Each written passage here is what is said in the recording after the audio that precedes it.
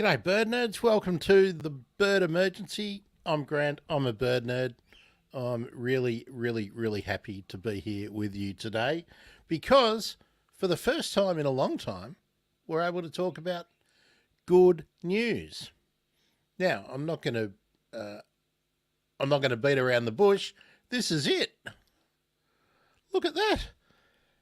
The Environment Minister, Tanya Plibersek, has provisionally rejected the Walker Corporation proposal for 3,000 apartments on the shores of Moreton Bay in Brisbane that would significantly impact a Ramsar protected wetland site that is used by a, a plethora of migratory birds, but notably the critical or the endangered far eastern curlew. And this is really critical habitat for a bird that breeds in the Arctic but winters in Australia. And this is a staging point for them where they recharge, they feed up, they recharge, and then they head back to the Northern Hemisphere to breed. Forgive Shadow, he's got a neighbouring dog that's playing with him through the fence, so he's very, very excited. Folks, I've got to say, I haven't been around for a week or so. Haven't been travelling the best, but I think we're back on an even keel now. So there's a couple of good news stories today, but I just want to unpack a little bit the Toondah Harbour decision. And it's a provisional decision. The developers, the applicants, I can get rid of that banner now, can't I? The applicants, Walker Corporation, have 10 days, and that there's a couple of days have kicked off. A day has been taken up of that 10 days. Now, will they be able to respond and amend the development in a way that will allow it to go ahead? That's my only concern about this decision. And yeah, I know I'm a bit of a party pooper. But, big money talks, and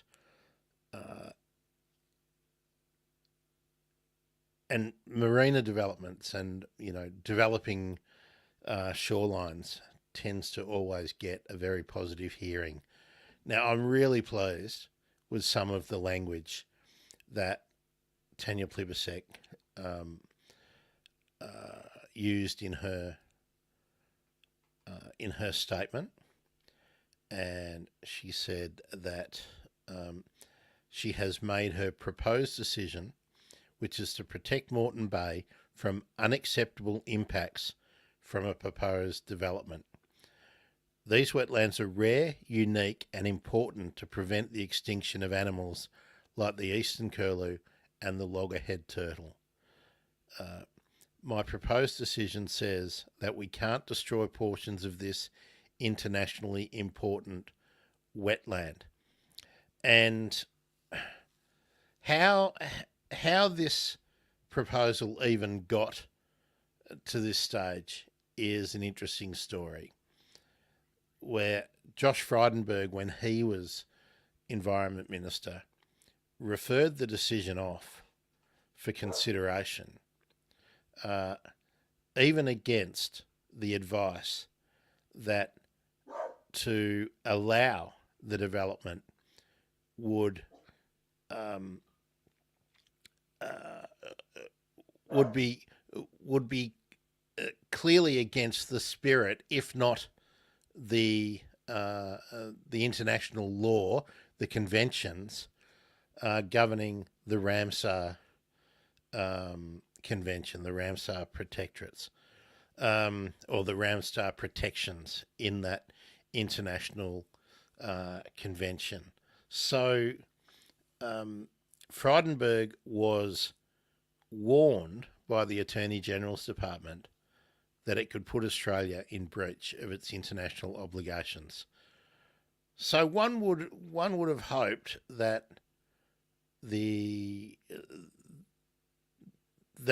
incoming government would have just knocked this on the head to begin with, but there is always that perception of procedural fairness. I mean, it's not only a perception.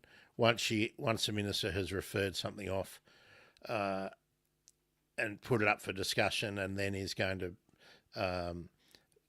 take all the submissions and then make a decision. They have to go through the process. Now, Kate Miller, who is the chief executive of BirdLife Australia, is quoted as saying, apart from saying that BirdLife Australia and Kate Miller herself were thrilled, Plibersek has proposed to overturn this completely inappropriate development at such a spectacular and internationally significant site. We thank everyone who's worked so hard to get to this milestone, and I've got to say it was pretty amazing to be at the March for Toondah Harbour and seeing the strength of the community feeling. And I've got to congratulate all of those people, all of the efforts that they put in, and I'm hoping that I can speak to some of them in the next little while to just to talk about how they feel. So Kate Miller went on to say, we thank everyone who's worked so hard to get to this milestone. We also thank Minister Plibersek for listening to us and understanding the importance of these wetlands to the world's birds and the local community. While we welcome the proposal to reject, this proposal should never have progressed as far as it has. The ACF were also commented or also released a statement. The Australian Conservation Foundation said the announcement was a landmark decision for nature and people. Walker Group's marina and high-rise apartment plan would have destroyed irreplaceable feeding grounds for migratory birds, a big chunk of the Ramsar wetland, and mature eucalypts that are home to koalas and other wildlife. Kelly O'Shannessy, the chief executive of the Australian Conservation Foundation, said.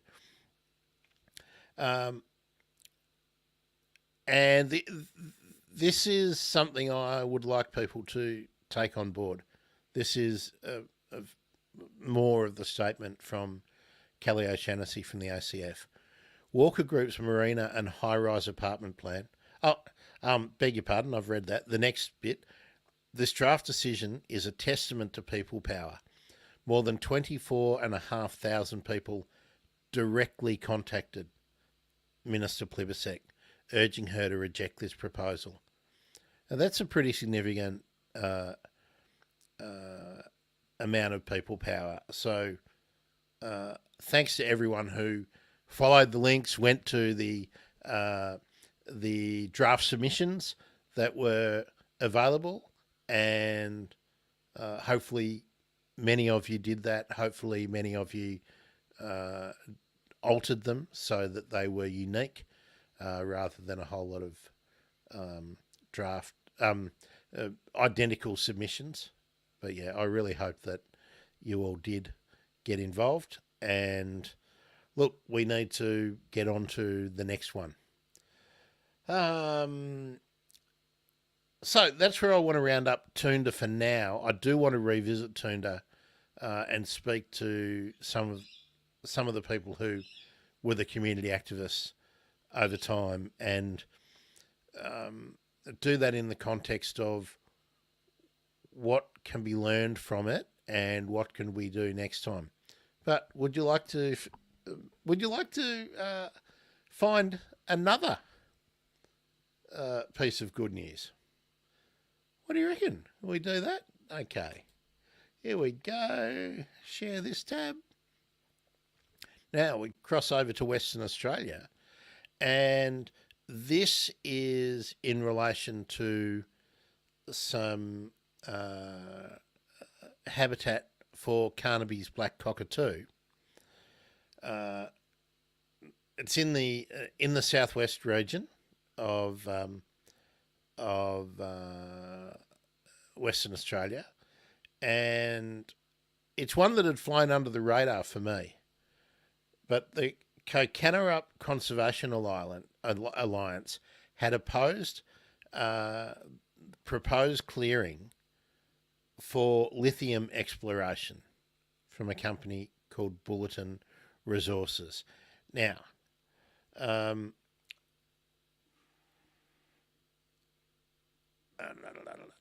let's just get down to the nuts and bolts. The Western Australian Department of Energy, Mines, Industry Regulation and Safety has refused the application from Bulletin Resources to clear 2.3 hectares of native vegetation in the Kokanerup Conservation Reserve. It determined the impacts to flora, fauna and the land could not be minimised and noted in particular the conservation concern for numbats and the endangered Carnaby's black cockatoo. The decision took the local advocates by surprise, given 5 previous clearing permits within the reserve had been granted.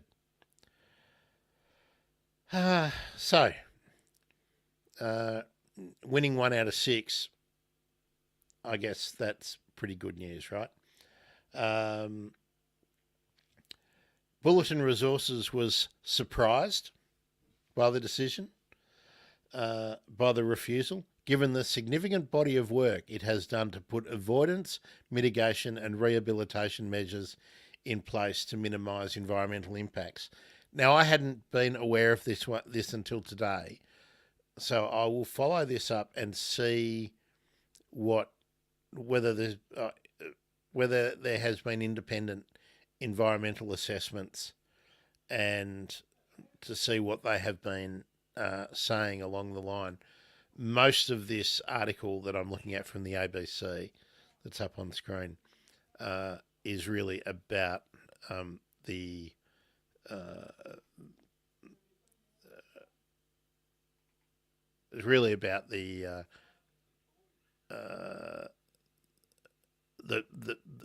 feelings, the perspective of the company.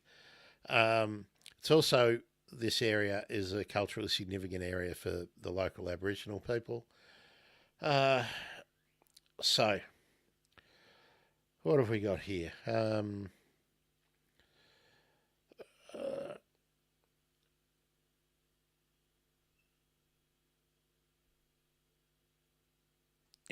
We will we'll follow this one now that it's on my radar. This reserve is in the Ravensthorpe local government area, the Shire of Ravensthorpe, and they have attempted to get the reserve upgraded to Class A status to become a Class A native reserve, nature reserve. It hasn't been lucky or been successful to date, but they will be having another go. So look, I will try and get some more information on this one, but 2 bits of good news at the moment. Oh my God, there's another piece of good news. Would you like to check that one? The next bit of good news out. So here we go. I don't want that stupid ad. Get rid of that. Here we go. Where's the headline? International Court rules Switzerland violated human rights in landmark case brought by 2,000 women. So the case basically was that the government of Switzerland had not taken into account the likely impacts of climate change on their population, and that by failing to adequately tackle and assess the impacts of climate change, it was a violation of human rights. So the European Court of Human Rights, sitting in Strasbourg in France, delivered its ruling in a case brought by more than 2,000 Swiss women, the majority of whom are in their 70s, against Switzerland's government. They argued that climate change fueled heat waves, undermined their health and quality of life, and put them at risk of dying. The court ruled that the Swiss government had violated some of the women's human rights due to critical gaps in its national legislation to reduce planet heating emissions, as well as a failure to meet past climate targets. This amounted to a breach of the women's rights to effective protection from the serious adverse effects of climate change on lives, health, well-being and quality of life. It marks the first time the court has ruled on climate litigation. And there is no right of appeal, and the judgment is legally binding. So, with there being no right of appeal and a legally binding judgment, what's next? So, the ubiquitous experts say the court's ruling could bolster other human rights climate cases pending before international courts and could open the floodgates for numerous similar lawsuits to be launched in the future. Today's ruling against Switzerland sets a historic precedent that applies to all European countries. Jerry Liston, a lawyer at the Global Legal Action Network, which supported the Portugal case, said in a statement, "It means that all European countries must urgently revise their targets so that they are science-based and aligned to 1.5 degrees. This is a massive win for all generations. The ruling could also force Switzerland to reduce its consumption of fossil fuels more rapidly. Fossil fuels are the main driver of human-caused climate change." Veselina Newman from the environmental lawyers organisation Client Earth said this result from one of the world's highest courts sends a clear message. Governments must take real action on emissions to safeguard the human rights of their citizens. Switzerland's Federal Office of Justice, which represents the country at the Human Rights Court, says it takes note of the judgment. We take note of the judgment. The comprehensive judgment will be analysed with the authorities concerned, and the measures which Switzerland has to take for the future will be examined. The court also delivered judgments on two other claims, one brought by a municipal mayor against the French government, and a third, the largest and highest profile, by 6 young people in Portugal against 32 European countries. These claims were ruled inadmissible. The French claim was ruled out because the claimant had since moved from the country and no longer had links to the region his case focused on, so did not qualify as a victim for the purposes of the lawsuit. So, not really a win. The court dismissed the Portuguese case on the basis that the claimants had not exhausted all legal avenues in their national court system first. It also ruled there were no grounds to extend the claim to countries outside Portugal. Katrina dos Santos Mota, one of the claimants in that case, said while the ruling did not go their way, the judgment was still a win. "We didn't break the wall, but we've made a huge crack. I want to see the win against Switzerland being used against all European countries and in national courts. As the climate crisis worsens, climate litigation is becoming an increasingly popular tool to attempt to force governments and companies to step up their climate action, especially as the world remains wildly off course in cutting emissions fast enough to avert catastrophic warming." Environmental activist Greta Thunberg, as you know, one of my absolute heroes, who attended a demonstration, told reporters outside the court, "This is only the beginning of climate legislation. All over the world, more and more people are taking the government to court, holding them responsible for their actions." She said, "We are going to use every tool in the toolbox that we have." Today's judgment in favour of Swiss women sets a precedent for other international courts to follow, Liston from the Global Legal Action Network told CNN, and I am reading from the CNN World website. Both the International Court of Justice and the Inter-American Court of Human Rights have cases pending which relate to the human rights impacts of climate change. Interesting, interesting, and good news, and good news. Um, okay, I've got one more. I've got one more. We're having a quickie today. Um, I should also say what's coming up, shouldn't I? Habitat gardening on Saturday morning. Fiona from Mallee Conservation is joining me. So 9:30 a.m. Australian Eastern Standard Time. So Fiona will be with me, just really talking about the conservation work that Fiona and her family, her husband and family, are doing in the Mallee region of Victoria,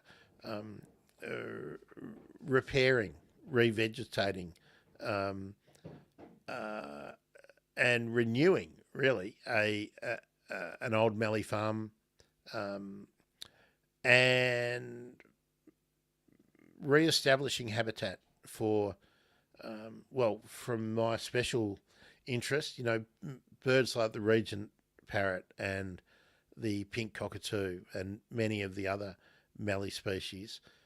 So Fiona will talk about her techniques for revegetation. Really, we'll talk about the whole management decisions, the planning, propagation, planting, cultivation. So if you're into plants and re-veg, anything about that, that'll be a great show.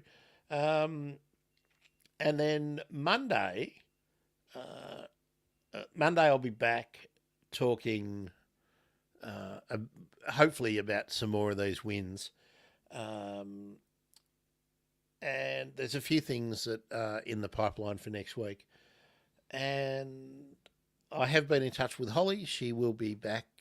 We don't know exactly when, but we will be doing something regular, probably less regularly than we were doing beforehand, probably something like monthly. And we'll try and lock in a regular, first, second, third, fourth Monday of the month, or some other day. We haven't got past that. World Penguin Day is coming up on the 25th of this month, which is also Anzac Day here. I will be doing a special penguin show on the 25th. And the 29th, Claire Neems is going to be with me talking about how migratory birds are impacted and how they adapt. A lot of topics in there that we've covered from other angles, but I'm looking forward to talking to Claire.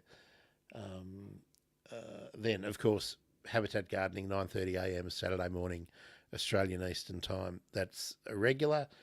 And I'm rejigging what we do, how I do the show, maybe format a little bit. It's one of the things I've been doing while I haven't been showing up in the last week or so. So, yeah, you can expect a few things.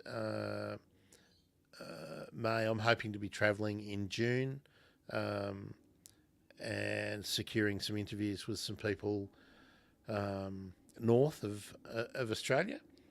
So, yeah. So you'll probably find April and May are a little bit in flux, but I might be doing more on Twitch as well. Anyway, if you're not on Twitch, you don't care, do you?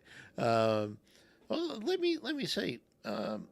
So many on Twitter. If you're on Twitter and you're watching, just say hello or something. Convince me that you're not all bots. Yeah, this is very unusual. Okay, I do just want to bring up one more. Well, I think it's a good news story. Critically endangered eastern bristlebirds bred in captivity released into Border Ranges National Park. This is from ABC News. I'll play this, but it will probably not make it into the recording because ABC are pretty fierce on copyright stuff. So here we go.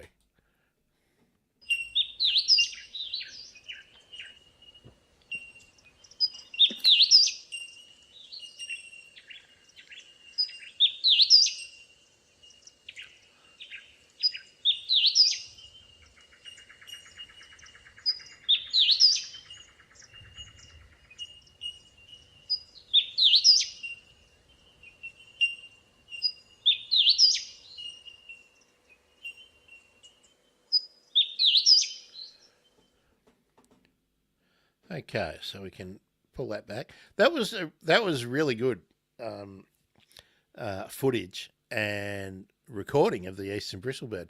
Very loud call when you're out in the bush. I've heard them. I haven't actually laid eyes on eastern bristlebird in eastern Victoria.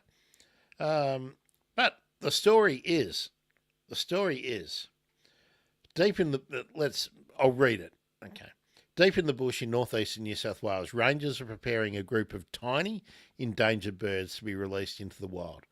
8 captive bred eastern bristlebirds have been carefully carried into the Border Ranges National Park near Murwillumbah, where they've been set up in tents filled with grasses and logs to allow them to slowly acclimatise to their new environment.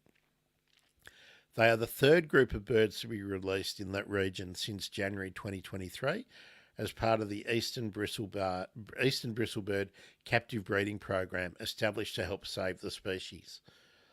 Um, New South Wales Department of Planning and Environment Senior Threatened Species Officer Kelly Roche says fewer than 2,500 eastern bristlebirds are left in the wild. The birds are found in 4 geographically isolated populations, with the biggest populations in Jervis Bay and the New South Wales Southern Highlands. Ms. Roach said the northern population found in pockets across the Border Ranges region of New South Wales was listed as critically endangered, estimated at fewer than 50 individuals. We've done a lot of work to restore habitats for the northern population, Ms. Roche said. Now there are individuals out there for the wild birds to breed with, and we can put a halt to that extinction spiral. So let's find out a bit about the wild and the captive bred birds. The breeding program involves New South Wales Government Saving Our Species team. Remember when we talked to Saving Our Species many years ago? Queensland's Currumbin Wildlife Sanctuary and the New South Wales National Parks and Wildlife Service, beg your pardon. 8 birds recently released bring the total number of eastern bristlebirds introduced into the northern population in the past year to 23. Oh, that's significant, isn't it? Each of the 8 birds was fitted with a small radio transmitter and identification bands on their legs. Ms. Roche said the early observations revealed they were mingling and bonding with the wild population. It's just amazing. It makes me quite hopeful. It shows that people can work together and change the future for threatened species. Currumbin Wildlife Sanctuary Avian Conservation Supervisor Alison Butel said a lot of time had gone into ensuring the released 1-year-old birds were healthy and ready for the wild. She said seeing them interacting with wild birds was a fantastic outcome. We're just absolutely overwhelmed. We're so excited, Ms. Butel said. The birds have been moving about the habitat area, calling and showing signs of social behaviour with their wild counterparts. We have at least 2 that are continuing to show good pair bonds with wild birds, so we're very hopeful there's going to be further breeding next season. Birds learn how to survive. Ms. Butel, I hope that's right, it could be Butel, said the team took extensive measures to prepare the birds for survival in the wild. We do have a process where we get these birds away from mum and dad when they're completely weaned and self-feeding, mingling with other young ones, she said. We have them not so much in the same cages, but within hearing shot of each other, so they have to learn their calls and all the behaviours that go with being an adult bristlebird. We also get them more accustomed to wild types of food, so we collect a lot of natural insects and moss and integrate that into their diet to make sure they are foraging and capturing all different types of insects efficiently. And there's a note here that each bird was given a comprehensive health check before being transported for release. Ms. Butel said once they were released, the birds typically adapted quite quickly. They are quite a robust little bird in some ways, and they are quite shy, but they're also very curious little birds, so they adapt quite well. Their curiosity overcomes them, and they really want to get out and start to look around. It is hoped the captive breeding and release program will boost the genetic diversity and resilience of the northern eastern bristlebird population. There are plans for releases twice a year for the next 9 years. New South Wales National Parks and Wildlife Service Ranger Steve King says an integral part of the program is restoring the grassy understory habitat, which is ongoing. The northern population once stretched from the Sunshine Coast to around the central border ranges, but in the past 40 years it contracted right back with habitat degradation and weeds.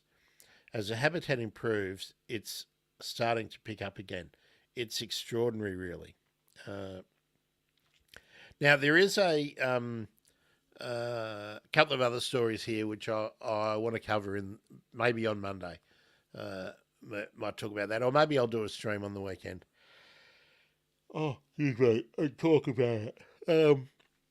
So, that's really all I wanted to do today, was to just cover a couple of good news stories.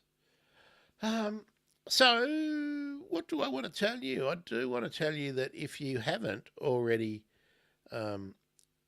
followed on YouTube, I would love you to do that, thebirdemergency.com/YouTube, because that's where extra stuff will be happening in the next little while. Oh, hello YouTube, but straight away as I said that.